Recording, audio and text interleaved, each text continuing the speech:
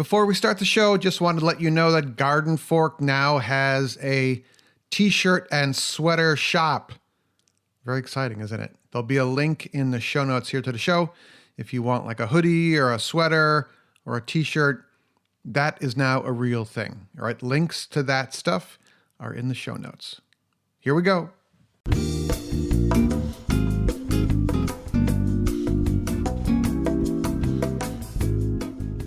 Hey, welcome. This is Garden Fork Radio. Thanks for downloading the show. My name is Eric. I have this eclectic DIY YouTube channel and podcast. You're listening to the podcast. The YouTube channel is on youtube.com/gardenfork. And this show is me and my friends talking about interesting things. It's the beginning of January here, and my friend Will Wallace from the Weekend Homestead is here. Hello, sir. How are you doing today, sir? I'm good. I haven't had any caffeine. I'm trying to reduce the amount of what's called lip smack that is in the podcast recording from my end. And evidently dairy, having like milk in your tea, contributes to that. So I didn't have any caffeine and I didn't have any milk today. I just have a glass of water here. So my 3 bowls of Lucky Charms before we got on the call today is not a good idea? I just drank water. Well, we'll see. I mean, you kind of have that magic radio voice, so... Perfect. All right. Well, I'm excited. So today we were going to talk about cabins, building cabins in the woods, and construction projects gone awry and the tension with that, and then move on to making dog treats. Construction of a cabin in the woods. I'm guessing you're probably asking about the cabin that I've been posting on our blog on Facebook about the Pinecone Camp project. Right. All of a sudden there's this building in the woods and Will owns a large piece of property. And I'm like, I thought you already had a cabin. So, yes, I have a cabin in the woods. Let's rewind time back to when I was a kid. I was the kid who would go in the woods and build tree forts and kind of stuff. And, it's so on. So my wife actually jokes and says that this project that I'm working on in the woods is just a glorified version of the same kind of forts I used to build as a kid. So she's probably right. One of the first forts I built was out of pallets, believe it or not. Really? And that was back when there wasn't the internet, so I didn't know that other people were building things out of pallets. I just saw these pallets up behind a store, and I'm like, you could build walls with those. And so I built it wasn't a very big fort. I was more into building it than using it, but it was like a little, I don't know. I mean, if you found it in the woods, you'd expect to find a hobbit in it or something, but yeah, I built a pallet fort. Yeah, there was a lot of forts and, running around and playing capture the flag and that kind of stuff when I was growing up. So I think this is just the adult version of it with a little bit nicer furniture. Yeah, we were allowed basically after school to go we lived around woods and fields and stuff, and we just had to be home by dinner. And nowadays, you can't do that. Yeah, that was kind of our thing, too. We knew where we were going. We get done with school, everybody'd go home and change out of their uniforms and then get on their bikes, and we'd all rally at the soccer field. And next thing you know, we were in the woods doing whatever. So, yeah, or we'd go fishing or hunting as well. Or, well, I guess when you're in the woods, you're kind of hunting anyway. So, yeah. And nowadays, you can't do that with children, unfortunately. Yeah, just drop the kids off at the park. Here you go. See you guys later. Yeah, back really. in 3 hours.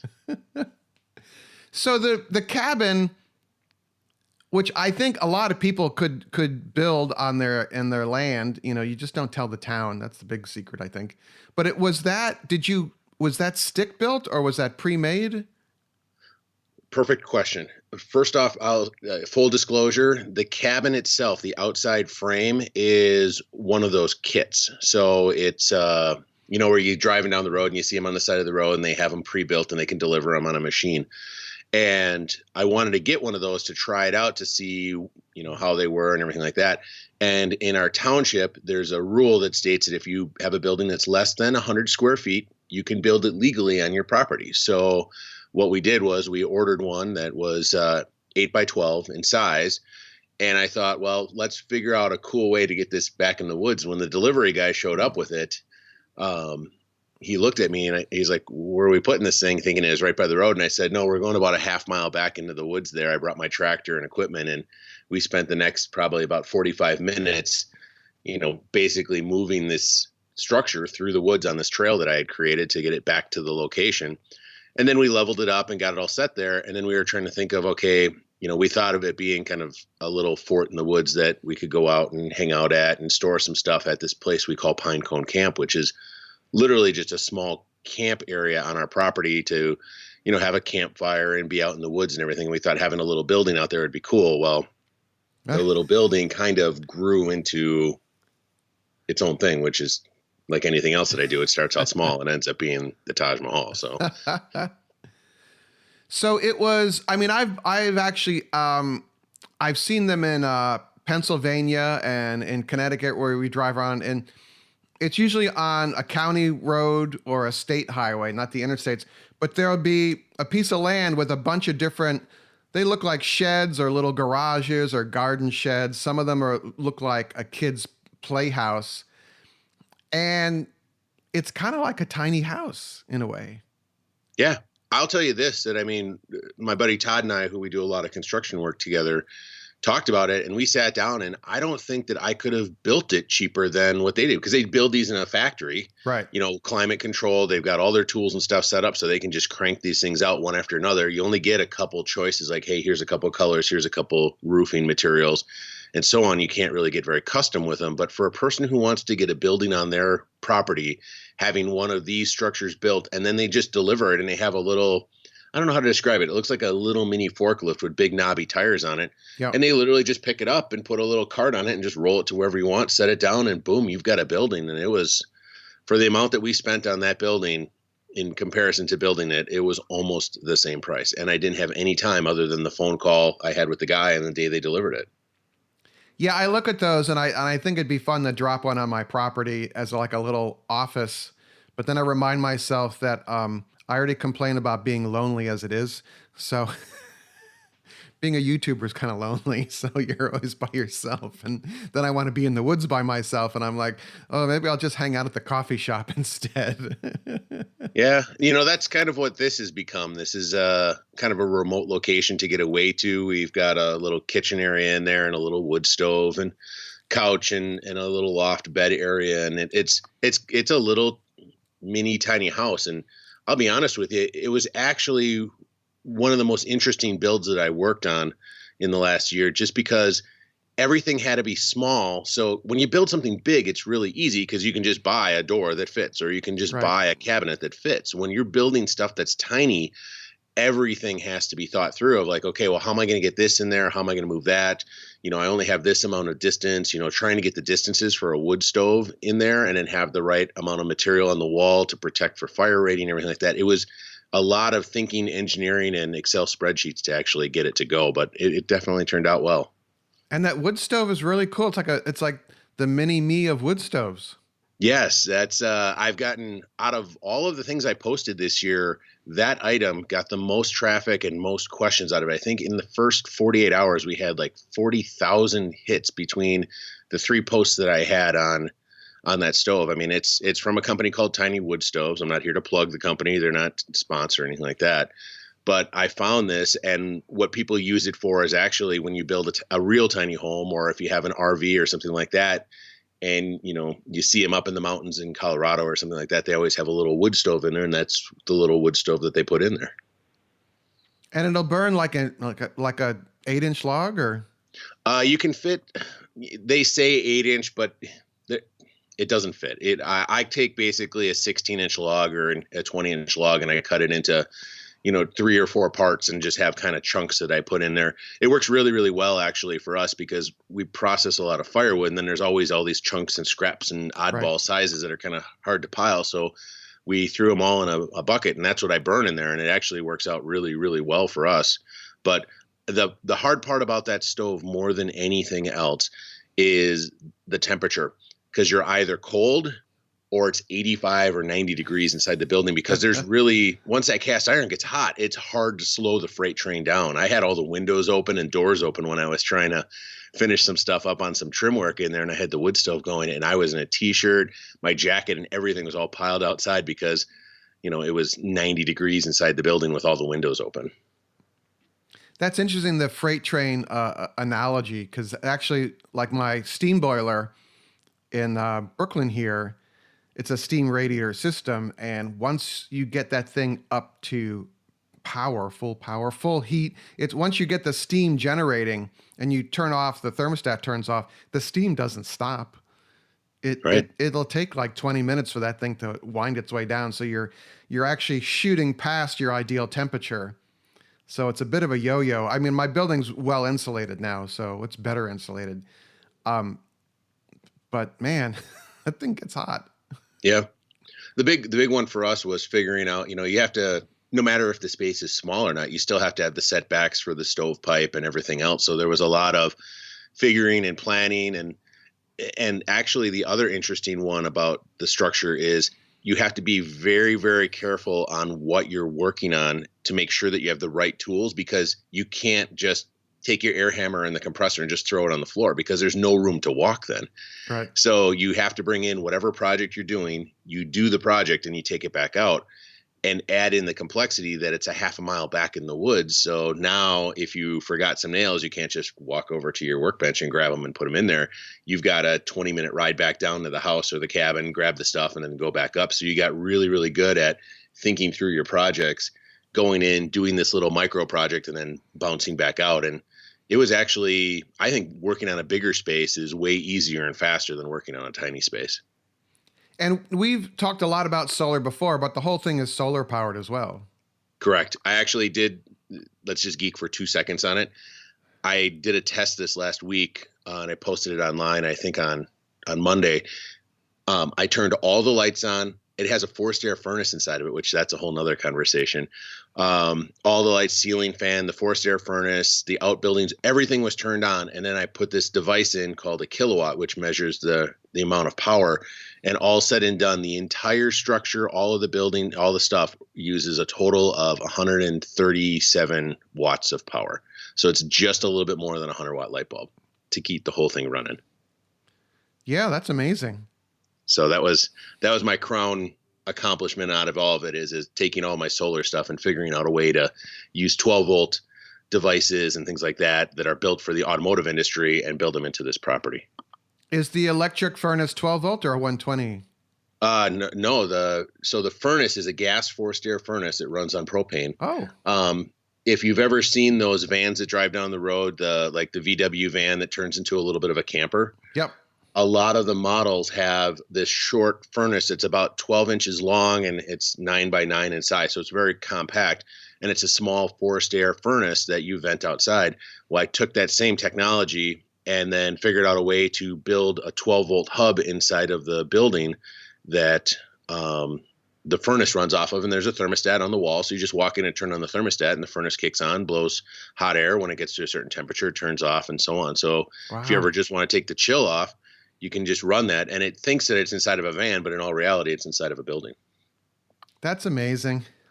I love 12 volt. The coolest one is the lights. There's these little strip lights that have all these LEDs that are glued to them, and it looks like a ribbon that you'd wrap a present with. Yes.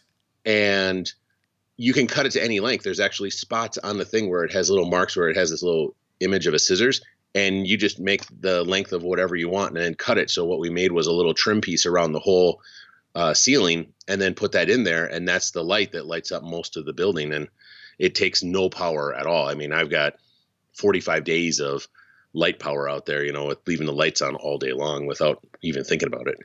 I was thinking about doing that in my basement here in Brooklyn. The walls and ceiling, it's a finished basement, pretty much. But they have these really ugly lights. The guy I bought it from put these ugly lights down the center of it. And I hate ceiling lights anyway, but I thought about building a little piece of cove, or maybe using a piece of prefab molding and laying in LEDs to bounce off the ceiling, and then you'd have like a diffuse reflected light. Exactly. That's all we did. We took a 1x1 or a 2x2, and ran it through the router and just notched out a little square out of the piece, and then ran the light track inside of there, and then just tacked it to the wall, and it reflects up off the ceiling and into the space. I mean, I think you can get the light kit. I thought we paid like $20 and I got 40 some feet of it or whatever. So it's really inexpensive and it's super bright. Oh, that'd be a good project. I have the ceiling torn open right now because I'm insulating all the steam pipes. Do you guys have problems with the steam pipes where you get condensation on them in the summertime and they drip on top of the ceiling, or is it just No, keep them warmer? we get that problem happens with the hot water. No, the cold water. One of the water pipes in my basement in Colebrook, because my basement in Colebrook is just kind of a mess. But those pipes sweat, and if you insulate those, they actually will not sweat anymore. So Good to know. I don't. Yeah, the steam pipes are kind of indestructible until you want to open one up. Hey, real quick here. I was wondering if you wanted to join the Garden Fork email list. It's Maura Eric. I don't know if you want that or not. But the best way to do that, if you go to the gardenfork.tv site, there are signups all over the place. There should be one on every page. Also, in the show notes for this show, if you're listening to it in the iTunes app or one of the other podcast apps, to click on the little, I think you click on the little text thumbnail of the show and the notes will pop up and there's a link in there. Or just go to gardenfork.tv and there should be a sign up there. All right? Thank you.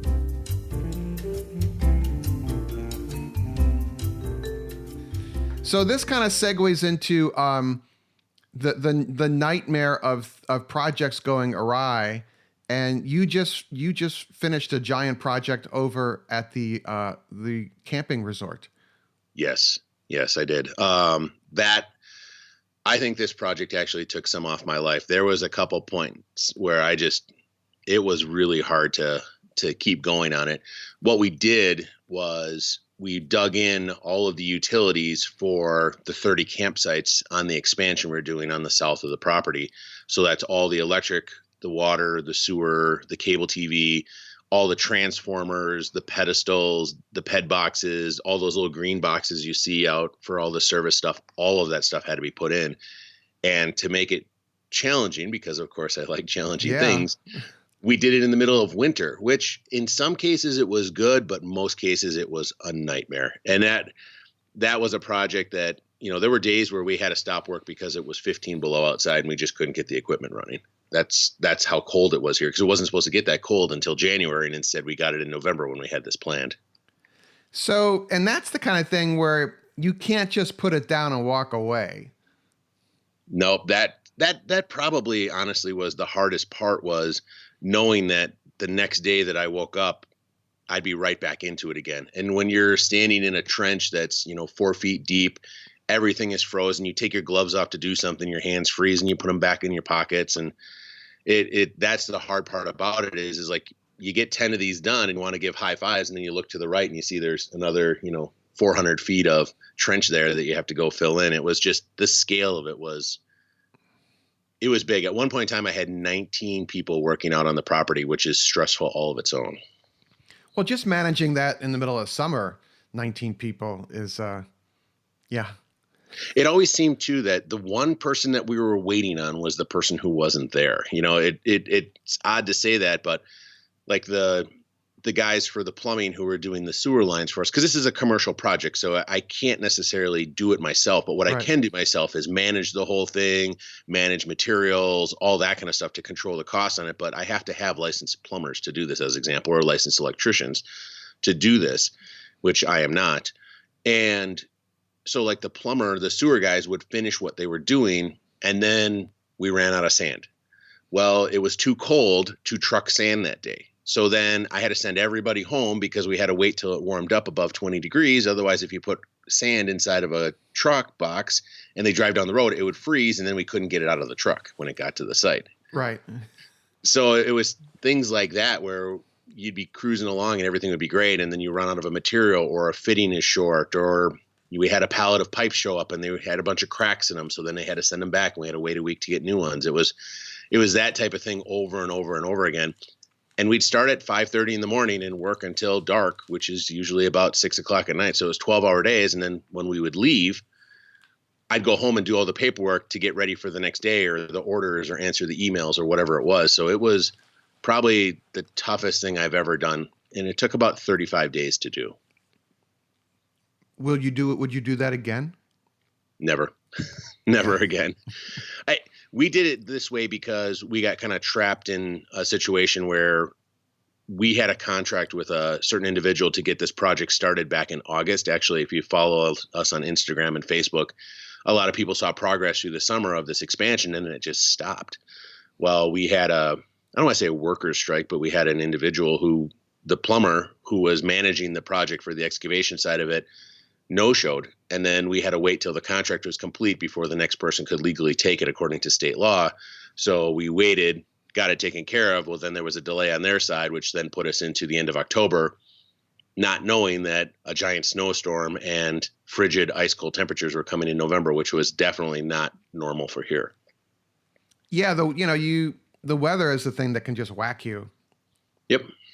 And it just, I'll say this too. And I mean, even when the project was done I talked about this at one point in time online, but there's I don't want to say project depression, but there's a point in time where it's really hard to get out of the funk. And then even when the project's done, you'd think there'd be a pile of relief, but I just haven't kicked the funk of, getting through this. And I'm trying to get back onto it. And I'm not here to bring everybody down or anything like that, but there's times when you work on projects and get into things, and I don't want to say it was over my head, but definitely it was something that wasn't expected. And then to have it drone on as long as it was challenging to do. And that can happen with any project, small or big, if you're working on something on your house or whatever. And all of a sudden you open a wall and now you've got a giant sewer project you have to work on because you thought you were just going to put in an outlet, Yeah. That stuff happens and it can get to you. I mean, it's a stressful thing on your relationship. It's a stressful thing on you. And it's just kind of a hard thing to work through. Yeah, I've melted into the basement floor several times on projects. literally crying on the floor.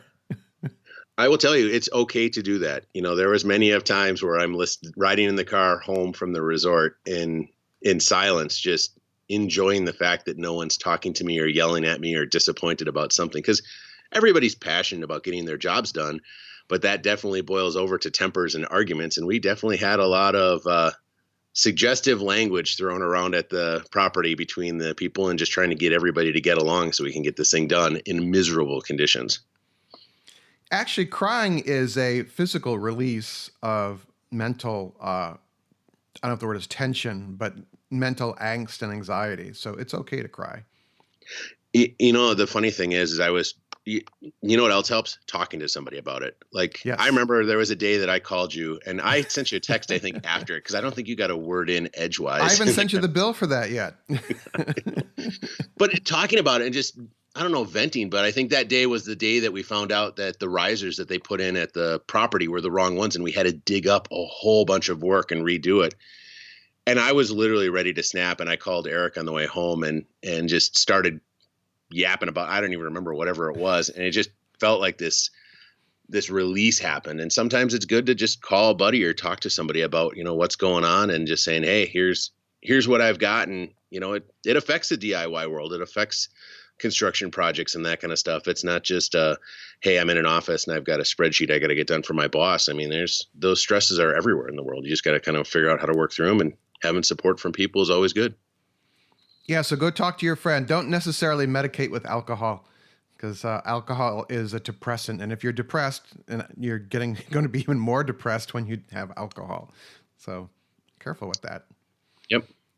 All right, so something more fun and positive. I made some dog treats, and I made a video about it. Those things look darn good. I'd have to say I'd actually probably eat one. I don't.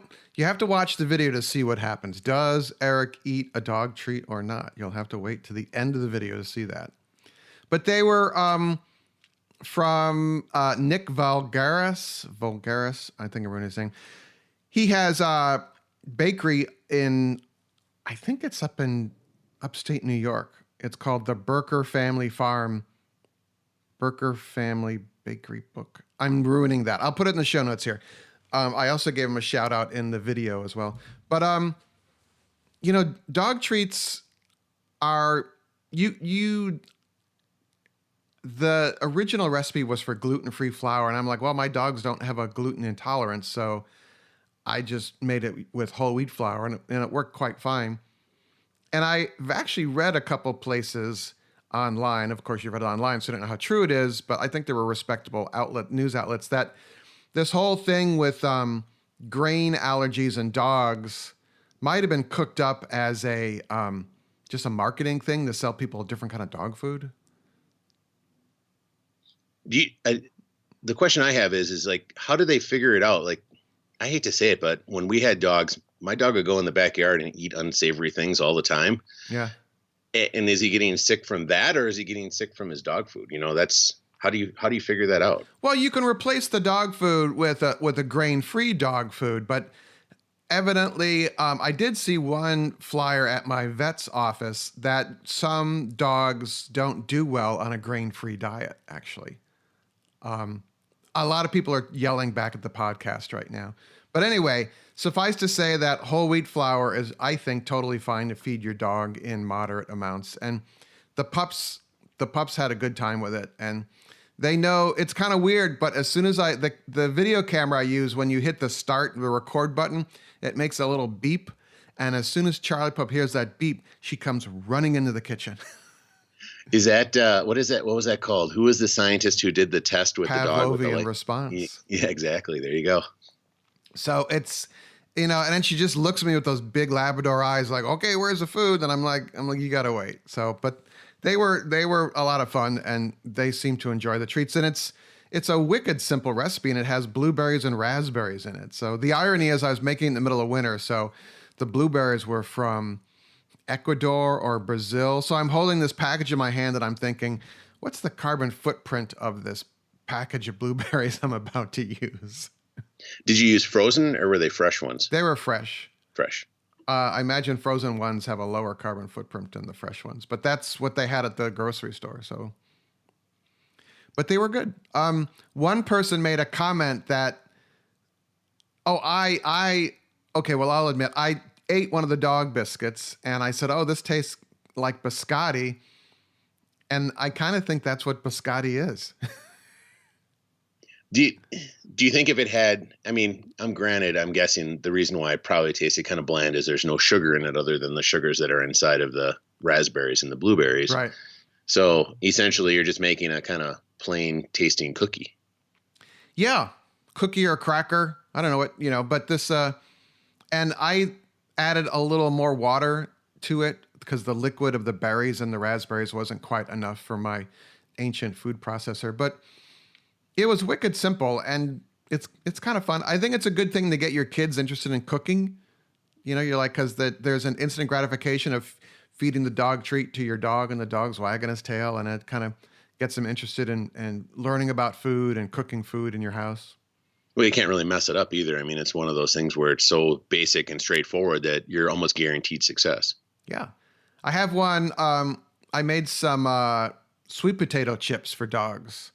And I made one video, and then I experimented and discovered a way to make them even better with a minimum amount of ingredients. And so I made a second video. So I will link to all that in the show notes here. But that's on the Garden Fork YouTube channel. So, and one of those is a pretty popular video of mine. So it's kind of fun to because those sweet potato chips in the store for your dogs are quite expensive for a bag of them. So I'm like, just slice up the chip. The key to that is, ideally, you're slicing each slice of the sweet potato relatively the same thickness, and that's kind of hard unless you're a chef or you have what's called a mandolin, and you got to be careful with the mandolin thing. So that mandolin is very sharp, I'll tell you that. I've caught my knuckle on that thing coming down one time, and that was very painful.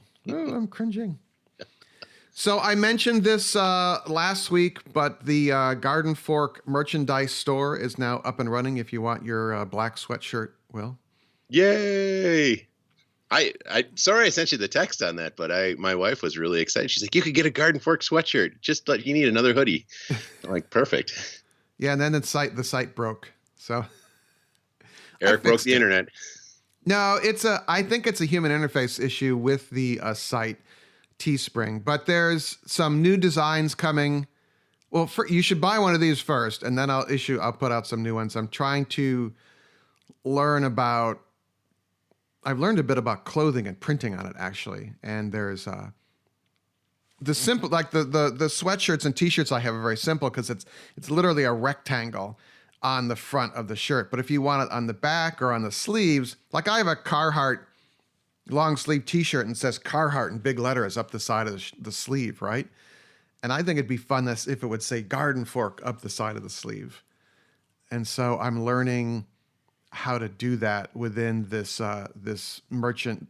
garment merchant that YouTube has teamed up with. But it's like a pattern. They give you Adobe Illustrator pattern with the t-shirt or sweatshirt broken apart into all the different parts that are sewn together. Really? Yeah. So you can just load in one image and then just kind of tweak it on each one of them, or how does that work? Yeah, you kind of wrap it around each piece of cloth that's going to make up your shirt. And so I have a friend who's worked in the garment industry for years, and he knows how to make it all. So I was going to talk to him about it. I don't think the shirts or sweatshirts will be very cheap because they're pretty much custom made, but that would be kind of fun to have a shirt like that, I thought. I will say one thing. I've had a dabble in the t-shirt business and the sweatshirt business because we had to produce merchandise for the resort property because people come and they want a sweatshirt that says, "Hey, I stayed at this resort," and so on. And one of the things that was almost overwhelming was the guy shows up with about 15 catalogs, and each one of them is, an inch thick. And there's 100 different styles and types and weights of shirts, like just polo shirts. I mean, there's like 80 just to choose from. Right. And it was almost overwhelming. And that's before you got into colors, because there's weights and styles. And is it, what percentage cotton to nylon versus, does it have a high collar, short collar? Or is it got a pattern on it and so on? And the clothing part of it is challenging. I'm glad that you found somebody that kind of made a lot of that a lot simpler to do versus trying to figure that out from scratch, because we're still struggling with trying to figure out what next year's clothing is going to look like for the resort. Which is called the Tiger Paw Resort, right? Is that what it's called? Bear Paw? The Bear Paw Resort. Yep. Yeah, I knew I'd mangle that. Bear Paw Resort in Northwest Wisconsin. So we do have some spaces available. Shameless plug. May and August, we have cabins available. Everything else is booked 100% right now. Nice. Thanks. With what I like about the Teespring site that YouTube is paired up with is they have a regular quality t-shirt and then a premium quality t-shirt, and they have a regular hoodie and a premium quality hoodie. And I just think that the premium one's going to last longer. It's a thicker hoodie and it'll last longer. And same with the t-shirt. I try and buy I buy t-shirts in bulk. It's just so much easier than, I don't really like to pick out colors because it's not worth my time. So do you know where you notice the difference in the quality of a hoodie sweatshirt? And I can tell you from firsthand experience the difference. So we have hoodie sweatshirts for the resort, which were nice, and I was wearing it in early or late summer, early fall. And I usually wear my hoodies all the way into, the winter time. Well, we got these hoodies for the resort, and I had one on the other day. And normally with my other stuff, I just walk outside and the wind kicked up and it went right through the hoodie sweatshirt, and it was freezing cold. The material is a good material. It's just there's a stitch count or something like that, where Thread the more count. stitch count, that it's thicker versus thinner. They feel the same, but basically there was no resistance to wind or anything. So it just basically went right through the garment versus my other ones where they're heavier material and it doesn't go through. So that's kind of where you notice it is when you're in the stress of weather. Thread count. I've learned a little bit about that. But my garment friend, I think, I'm going to make him the expert. Perfect. If you guys have some ideas for designs, I was just going to use some of the phrases that I use in the show and life. Done is better than perfect is the first one. The other one, which I don't use a lot, but I want to, is just start. I thought that would be good on a t-shirt because even now I think about doing things and I don't start them. It's like if you just get started, the momentum will keep you going, I think. So there's a desire to finish. It's a challenge to start, but there's a desire to finish. And once you start something, I have a hard time not finishing something. So it's one of those scenarios where if you just get going, take that first step, next thing you know, you're almost done. Oh, that's a great way. Yeah. All right. So I imagine people are at their destination. Definitely. They're like sitting in the car, sipping on their coffee from their reusable cup, please. So, wondering when these two guys are going to be done yapping. All right, so you can find Will at the Weekend Homestead on Facebook, Instagram, and YouTube. And then there's the Bear Paw Resort where you can go see him in person. Definitely. If you use the coupon code Garden Fork, you get yourself a free glass of water at the bar. All right, make it a great day, everyone, and we will see you next week. Garden Fork Radio's executive producer is Jimmy Goots. You can find more information about Jimmy and the custom hollow books he makes at hollowbooks.com. Our theme music is used under license from uniquetracks.com. Other music used in the show is used under license from audioblocks.com.